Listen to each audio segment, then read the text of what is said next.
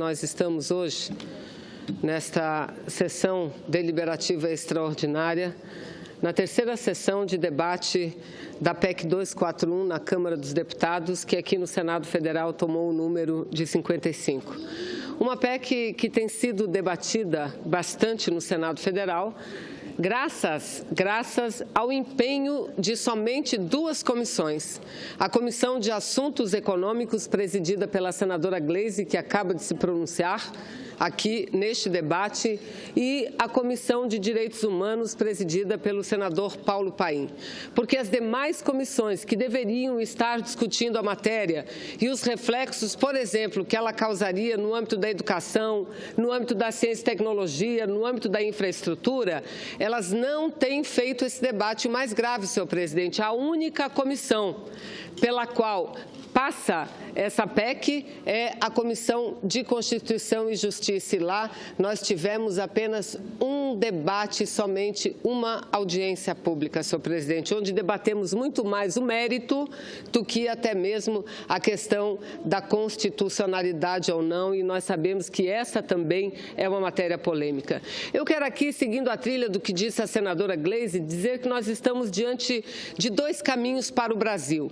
E eu começaria dizendo o seguinte: toda vez que um determinado país enfrenta uma crise grave, e nós hoje enfrentamos uma grave crise, que não é só uma crise política, não é só uma crise ética, mas é também e, sobretudo, uma crise econômica, que o lado positivo da crise, se podemos dizer que tem um lado positivo, é que elas abrem portas e janelas para que a gente possa superar as falhas, superar os erros e iniciar uma nova etapa com muito mais vigor, uma nova etapa com muito mais compromisso perante o país, perante a nação e o povo brasileiro.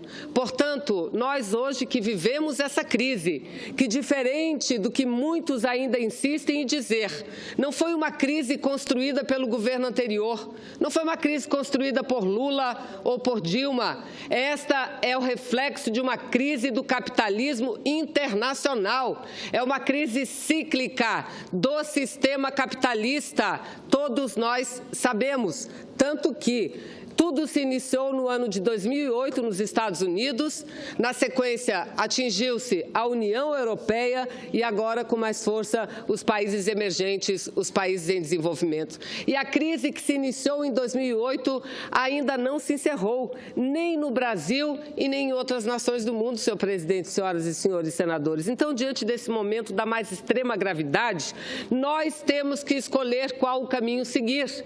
E a gente fala com muita contundência. O impedimento, o golpe que praticaram contra a presidenta Dilma não objetivava somente tirar uma mulher da presidência, não, que foi legitimamente eleita, mas objetivava substituir significativamente a política de Estado brasileiro. E nós estamos vendo agora que política esse governo que entrou pela porta dos fundos do Palácio do Planalto quer aplicar no Brasil. A primeira grande proposta de reforma profunda é essa PEC 55.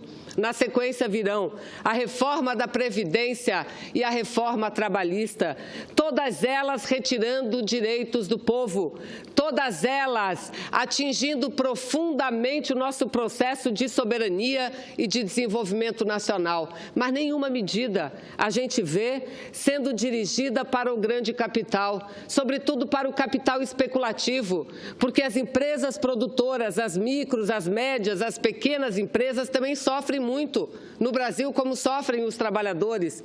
Os empreendedores sofrem muito.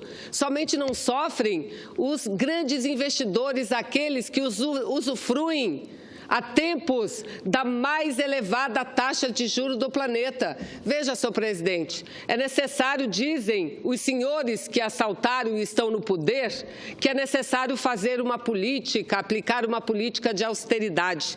Nós até concordamos. Agora, austeridade para quem? Para o capital financeiro, que sem produzir um par de sapatos sequer, sem produzir uma maçã sequer, sem produzir um caderno sequer, apenas na especulação é o que mais ganha. Basta ver o balanço de empresas comparativamente aos balanços dos bancos, sejam bancos estrangeiros ou bancos nacionais no Brasil, e a gente percebe rapidamente a diferença.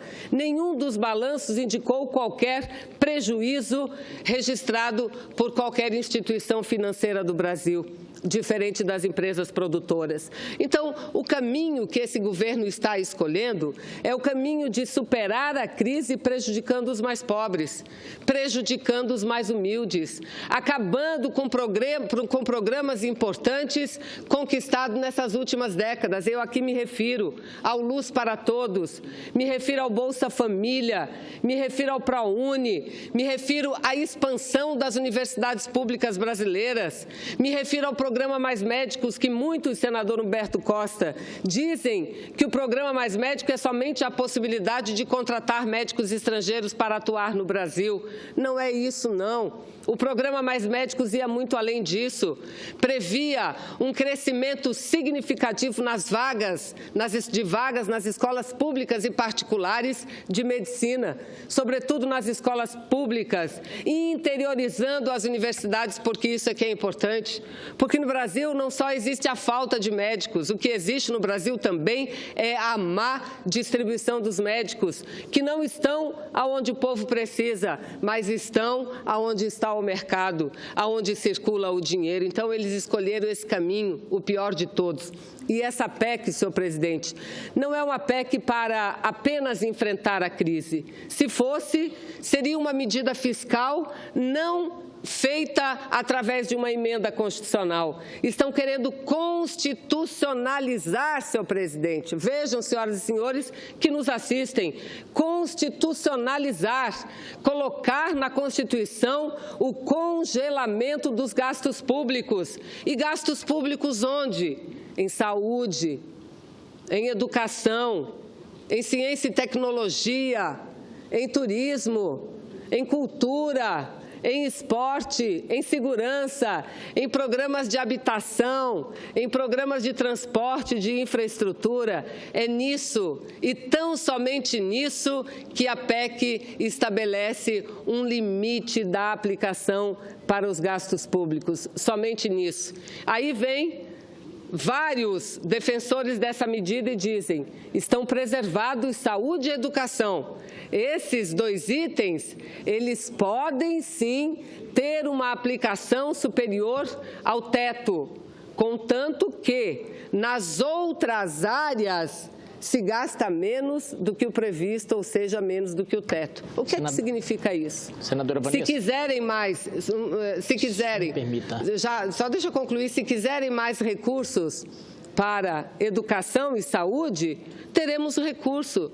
Mas à custa de quê? Da retirada de recursos para a segurança pública, da retirada de recursos da ciência e tecnologia, da retirada de recursos de programas importantes, como eu falei aqui, do Minha Casa Minha Vida, do Bolsa Família. Aí sim poderá crescer as verbas da educação. Vossa Excelência me solicita a interrupção para fazer uma saudação, pois não. Aos estudantes do ensino fundamental do Colégio Ubra Antares de Goiatuba, sejam bem-vindos. Quem está falando aqui é a senadora Vanessa Graziotin. Boas-vindas aos jovens, senhoras e senhores. Quem sabe no futuro, no amanhã, não serão os senhores ou as senhoras que estarão aqui fazendo pronunciamento. Mas veja, senhor presidente, o que nós estamos a debater aqui, por que somos contra a PEC? Porque é uma PEC contra o Brasil. Porque é uma PEC contra o povo brasileiro. Alternativas tem. Eles não podem continuar a usar o discurso fatalista, o discurso de que não existe outro caminho. Isso não é verdade. E se isso não é verdade, isso é uma grande mentira. Existem, sim, outros caminhos, e caminhos rápidos que poderiam ser utilizados para resolver o problema das finanças públicas. Não adianta querer plantar o temor, o medo na população, como estão tentando fazer, dizer ou aprova a PEC ou o aposentado vai ficar sem salário, ou aprova a PEC ou o Brasil vai entrar em falência. Não, o Brasil entrará em falência se essa PEC for aprovada. Nós não daremos 2 anos para ver a revolta que hoje já começa a se acender no seio da população. Aliás, o presidente, esse que chegou recentemente no Palácio do Planalto sem nenhum voto sequer, esse que disse que o Brasil precisava da paz, o que é que ele está fazendo? Ele está contribuindo com sua política para conflagrar ainda mais a nação brasileira, de todas as formas e em todos os sentidos. Escândalos estamos vendo um a um sendo publicado na grande imprensa nacional, desde a advocacia administrativa dos ministros até denúncia direta de corrupção em relação a outros ou a ele próprio, o senhor Michel Temer, que estampou também páginas e mais páginas de jornal, porque foi dito por uma testemunha da Operação Lava Jato que teria recebido recurso em espécie e diretamente em empresas envolvidas com a corrupção no Brasil, sobretudo envolvendo a Petrobras. Mas vejam, assumiram o poder para fazer